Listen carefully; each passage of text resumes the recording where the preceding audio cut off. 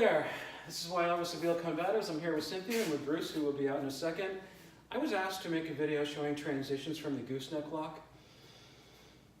But before I do that, I have to teach you the inverted gooseneck, because a lot of those transitions will involve takedowns. And the inverted gooseneck is the get-up lock.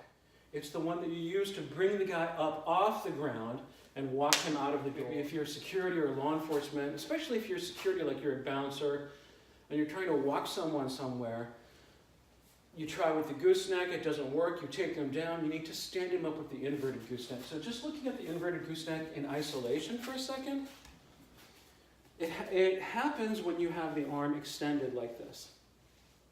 Maybe you have an arm bar on. Or maybe you have a straight arm wrist lock where one hand grips one side of her hand and the other hand grips the other side of her hand. This one takes the pinky side, this one takes the thumb side.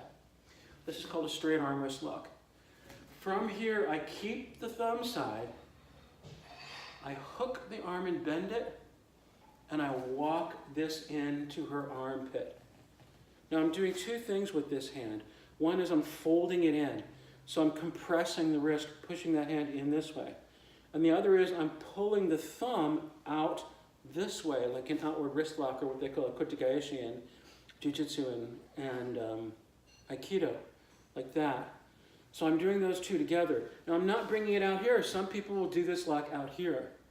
I don't see any reason to do it so far out and to give her a chance to reach across with her other hand and maybe grab my hand or try to pull my hand off or something like that. No, I want to keep it in her armpit. So coming back out to here, I have two hands. Keep the thumb, bend her arm. You can practice it just like this. Take it back out, walk it in. Now if she's on the ground, let's say, we're talking about transitions from the gooseneck, right? Let's say I'm trying to get my gooseneck lock, but I can't get it. I can't get her wrist bent. She's got like a stiff arm here, and I can't get that wrist bent.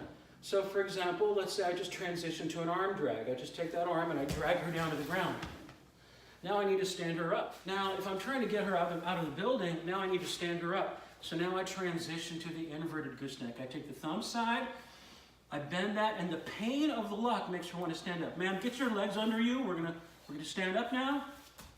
And once I have that lock on, I rush her where I want her to go. So before you start working on transitions from the gooseneck, you need to learn the inverted gooseneck, because that's your get-up lock. So here's the lock in close-up. Maybe we're here, I'm trying to get that gooseneck, I can't get it, right? So I roll into an armbar. I come out, and this is what I want you to see. Here I have the thumb. Sometimes we start initially with two hands on one, but for the purposes of the inverted gooseneck, I only need the thumb. With the other hand, I bend his elbow, and I walk that in. So I put my body right up against the hand. I'm not trying to do it out here. I put my body right against it, and I walk it into his armpit. And if I do this, if I put this on tight, he'll be in excruciating pain here. It's an extremely painful and tight lock. And as far as I know, there is no escape from it once it's locked on. The time for him to escape would be here before I put it on. There are ways he can get out of that. But once I have it fully locked on here, there's no easy way out of it. And then I'm just going to rush him where I want him to go so that he has no chance to think about countering. Practice your inverted gooseneck. And once you have that, you also need to practice it when the guy's on the ground. So go ahead and just lay down, Bruce. You need to practice it from here, where you've taken a person down and you have control of the arm. So you get the thumb there. You're going to walk this in, and when you do, it's going to make him want to get up. So you need to let him know to get his legs under him. Sir, we're going to stand up. Get your knees under you. All right, I know this hurts, but just go ahead and stand up and it won't hurt so much. All right, now we're going. We're walking out of here. Let's go.